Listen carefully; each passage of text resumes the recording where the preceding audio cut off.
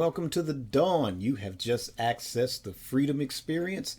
I'm Richard Cole, and today's Amari Purple Talk CD versus Vinyl edition will focus on the Record Store Day release of the Gold Experience on vinyl, as well as the Sony Legacy reissue of the CD.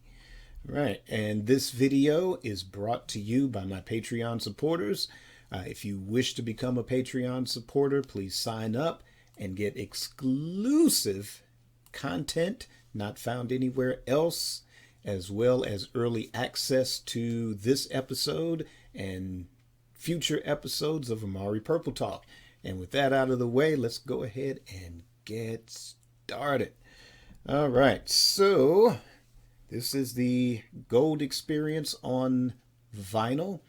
I have never owned this album on vinyl. It has always been on CD. I'll talk about that in a moment. But first, I'm going to show you the Record Store Day vinyl.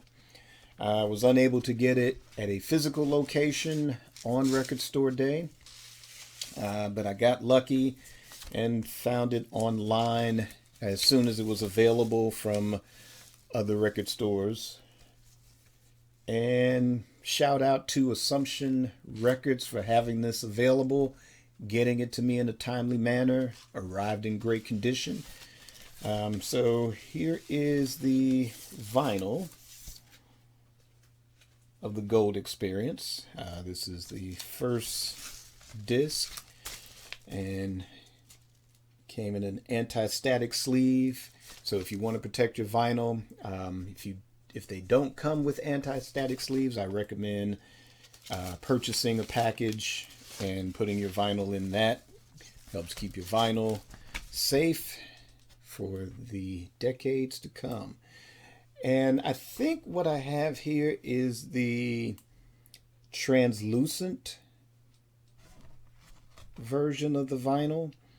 There is a more, I don't know what the word is, maybe opaque or less translucent version. And I'm assuming that is on a heavier grade of vinyl.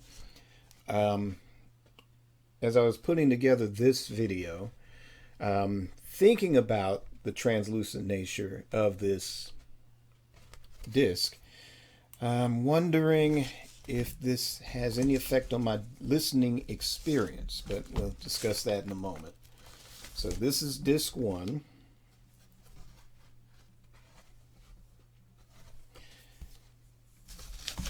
Like I said, they came in great condition. There weren't any problems with the vinyl. Didn't skip, or no scratches, no manufacturer defects. And this is disc 2.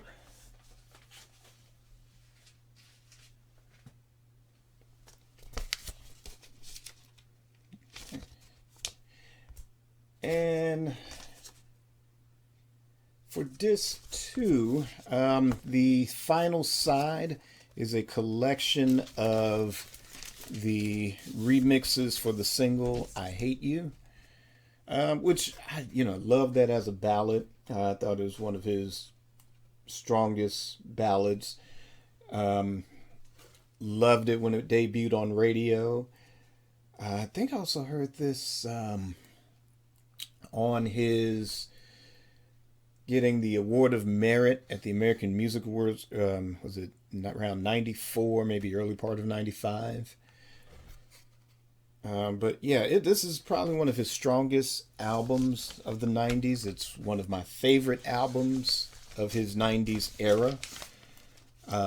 Actually, 93 to 95 is my absolute second favorite era of Prince.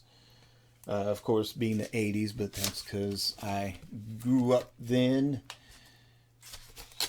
But, I enjoy all aspects of his career. I've enjoyed the evolution of his career. So I love the 90s era. There's early 2000s material. Artificial Age is my absolute 21st century favorite of his. But anyway, back to the gold experience. This is my only disappointment with as far as the packaging is that it didn't include like the booklet with the lyrics, like the CD. But like I said, this is a great item to have in your collection. All right, let's see if we get Bruce Lee to continue to hold this up here. Uh-oh.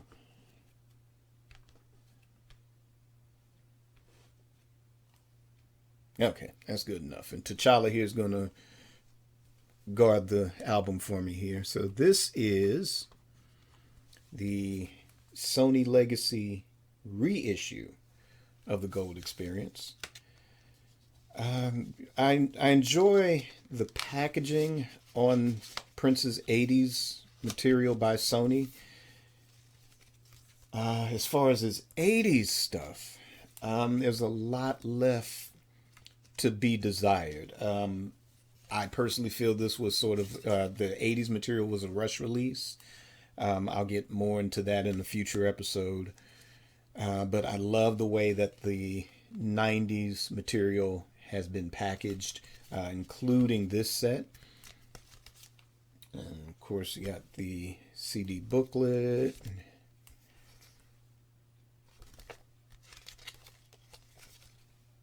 Here, it's got members of the MPG. It's got the lyrics. Yeah, it's got Prince and Maite there. Also, the liner notes written by John Walsh for the St. Paul Pioneer Press, or I don't know if it was exclusive to the St. Louis or St. Paul Pioneer Press, but Prince decided to include his words or ask him to contribute to the liner notes. So, like I said, I wish this was part of the vinyl edition, and who knows, now that the actual family members as well as Primary Wave are now fully in control of the Prince estate, hopefully we'll get some better quality items down the road. Not that things have been bad. They had their misses when they missed. But like I said, that was because things were beyond their control. So I don't know. Hopefully we'll get some good product in the years to come, or they'll stand by their promise to bring us the good stuff. So how does the Gold Experience vinyl compare to the Sony Legacy reissue of the CD? Keep in mind that these are not remasters. Doesn't mean they sound bad. But they are not remastered. The CD itself is a reissue. You've heard me campaign for its reissue due to the fact that, the song Most Beautiful Girl in the World was tied up in a series of lawsuits that took years to settle. Now that that's settled, that paved the way for this reissue. Prior to that, if you listened on streaming, you had to listen without that song, or you had to get your hands on an original Warner Brothers copy of the CD. And I'm going to compare how it stacks up to the original as well. So as far as CD versus vinyl,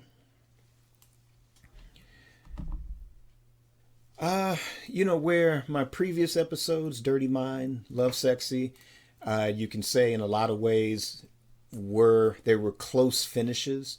There were definitely pros and cons to both, but there was very little in the way of a clear, definitive winner in those comparisons. Now, keep in mind, everybody has different sound systems, and everybody listens to music differently. So take that into consideration. These are just my personal thoughts from my own personal listening experience based on the equipment that I have. And trust me, it's not the greatest stuff in the world, but it does its job.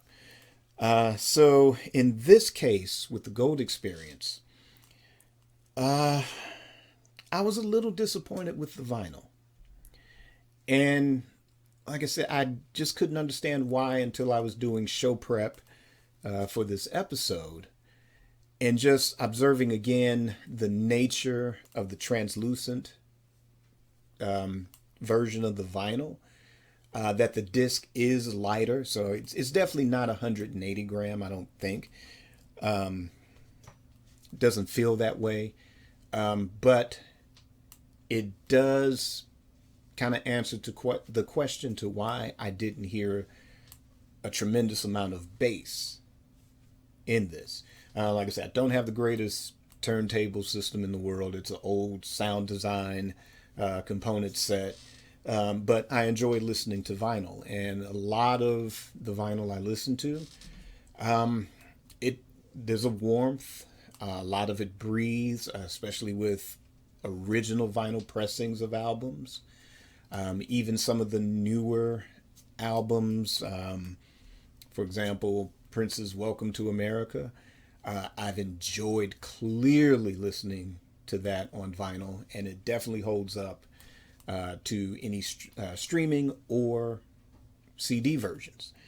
But with the Gold Experience, I was left a little disappointed in it. For the song P Control on my turntable, the vocals are well up front, as well as the synths. And I do enjoy that aspect of it. But for a funky, kind of quasi hip hop track, or funk hip hop hybrid track, especially for something that was recorded in the early and mid 90s, the vinyl left me a little flat, because you expect to hear that heavy bass that you definitely hear when you listen to the CD or if you listen to it on your streaming services. So I was disappointed that the bass isn't more prominent as opposed to the CD. Another aspect of what I like about the vinyl, in regards to this particular track, the part where it's like, don't think about calling her a hoe.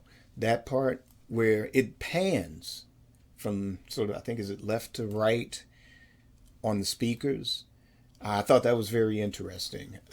It's almost reminiscent of kind of that instrumental break in The Times Wild and Loose, where you have the members of the time on one side of the speaker, and then you've got, like, I think it's Vanity Six, and I think Jill Jones is in there too. But that sort of contrast comparison conversation, but where the time is on one side of the speaker and the girl's on the other side of the speaker. I like that aspect of it, and I don't think I've ever paid attention to it if it's on the on the CD. So I thought that was a very interesting nuance when it comes to the vinyl. Overall, the synths stand out on the CD, but it's balanced better with the bass tones and the drums. So again, where the vocals and sort of the synth lines are very upfront on the vinyl. Now, I used to hear this song covered a lot by a lot of cover bands for some weird reason, and I don't mean funk bands either. I'm talking about your typical run-of-the-mill top 40 cover bands. For some reason, they were covering this song. This is like between 2005 and maybe about 2007. That no matter what band I would go see, or if I was at a place that had a live band, or sometimes some DJs too, but live bands would cover this. So if you are in a band and you want to cover P Control, then by all means, definitely pick up the vinyl version on that, as the synths are spread out more. Things are more opened and balanced, at least in regards to that part of the mix, and you can kind of differentiate between the different layers. Other than that, Endorphin Machine on vinyl, it sounds muffled, which was a huge disappointment, as I love listening to this song, especially more so since picking up the CD reissue and even revisiting the Warner Brothers pressing of the CD also. But yeah, it just sounds muffled and low. And for a song that's definitely supposed to, again, this sort of, in this case, a more rock funk hybrid. And you need that heaviness, you need to feel that heaviness, that drives that energy along in the track. And it's just not, it's just not there for that one, at least on vinyl. As far as what sounds best on the vinyl version, I did enjoy listening to We March, and I did enjoy listening to The Most Beautiful Girl in the World. Those two, not a huge difference between CD and vinyl, but it was nice to hear on vinyl. Again, Dolphin, no major difference between the CD and vinyl, although Dolphin sounds really great on vinyl. And I think that's the thing. I was hoping, out of everything that's been released in the last several years, since the 2015 reissues of Prince's Warner Brothers catalog on vinyl, to everything that Sony Legacy has been putting out, this was the most anticipated vinyl for me. That I was looking forward to having that same experience as whatever it was, say Chaos and Disorder, Welcome to America. Let's see, what else do I have on vinyl? I'd say even things like, Dirty Mind and Controversy, those items on vinyl have been overall pretty good listening experiences, or good to great listening experiences. Where, again, like I said, I was just disappointed with this one.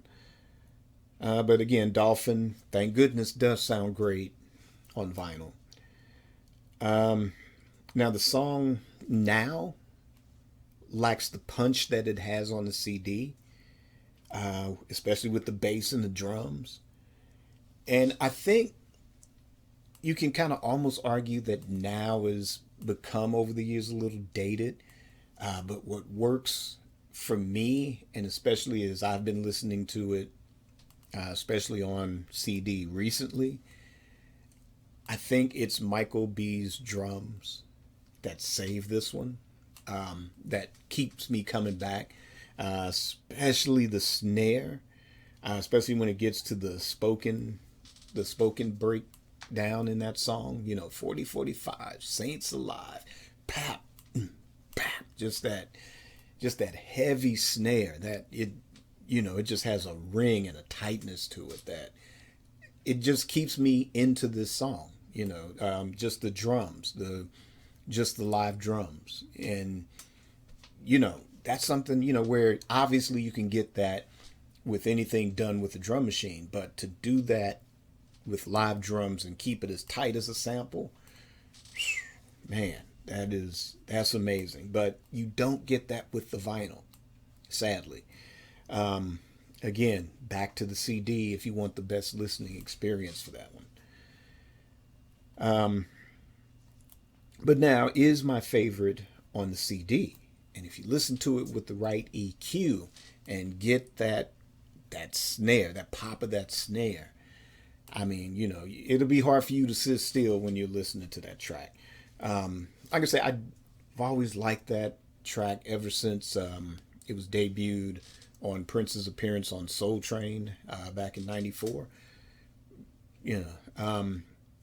I think that kind of sort of piqued everyone's curiosity. Was coming out? Was the Gold Experience coming out? Was it going to be a mixture of both? And, here he is on Soul Train. And we, I don't know about everybody else. I thought personally an album was right around the corner, but sadly it wasn't. and not in the way that any one of us were thinking that was, that were around back then. But one of the other like subtle little nuances is that it's a guitar chord in now that sort of echoes the crowd noise, where the crowd's going now.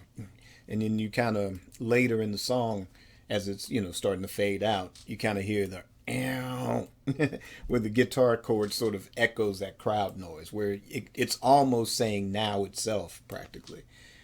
And again, you hear that more on the CD. You might be able to hear some of it more in the vinyl as well.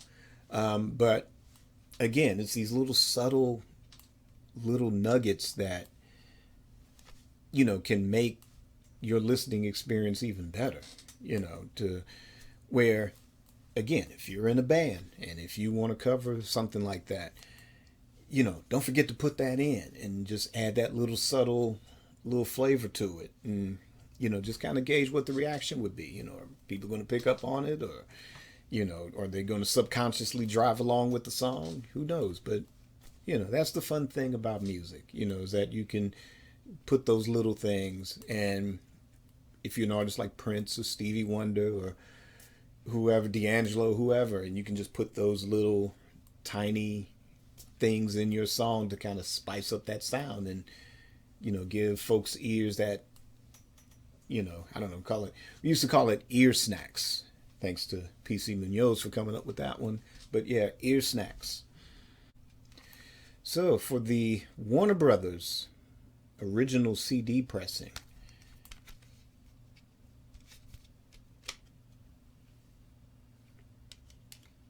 so this isn't my original copy. That has been lost to time, but thanks or big shout out to the folks at Rocket Pool for the hookup on reuniting this classic to my collection here. There's no real major differences between the Sony Legacy reissue. Maybe it might be just a tad louder, and that just might be due to Sony's sort of pressing standards as far as EQing things and mastering and all of that. I don't know if Sony has a special EQing process. I know there's a RIAA standard that's usually for across the industry. But Columbia had its own sort of standards. I don't know if that had been integrated into Sony or if Sony has its own since it's coming out of Japan. That, I don't know. Anybody that knows better, hit me up in the comments and let me know. But the booklet, the colors are a lot brighter or more vibrant in the Sony reissue. Even I don't know if you can tell here. There is a slight difference. Again, warmer tones here, where this one, I guess it was cool for then. We wouldn't have known the difference for then. But again, no real clear difference between original CD pressing or the Sony reissue. And that's just due to the fact that, again, there's no remastering. Now, remastering doesn't always make things better. I would say the gold experience, except for the vinyl, would require a remaster. But I don't think it really needs it for this one. I'm sure that somewhere down the road, if they do a super deluxe edition, obviously it will be. But I think things post, 95 forward, if they're done right, you won't need a remaster of it. Like I said, this is one of the cases in point. But however, when it comes to the vinyl, then I would probably recommend putting it on 180 gram just so it can hold that bass and keep that bass in the mix, so it can have just as much of a listening experience as the CD on it. But who knows? Like I said, it's the family members of the estate, along with Primary Wave, they're the decision makers now. So who knows? But that'll be explored in future episodes of Amari Purple Talk. For this episode of CD versus Vinyl, what do you think? Is this one of your favorite Prince albums, period, or is it one of your favorites from the 90s? Did you pick up a copy for Record Store Day? I do believe there are copies still available, so get in touch with your local record store or record store, or check out the Prince Estate. I think they still may have copies available. But what did you think? Do you prefer the CD? Do you prefer the vinyl? Do you enjoy both? Leave me a comment and let me know your thoughts. And that's going to wrap it up for this episode. Tune in again next time. And also season 4 of Amari Purple Talk will be coming soon. Working on the details and how to bring that and how to make it different, make it fun, make it better. All of that. So stay tuned. Get that early access by being a Patreon supporter. Continue to support Amari Purple Talk and Amari Communications. I'm grateful for each and every one of you. And until next time, create your day and create your life. Peace.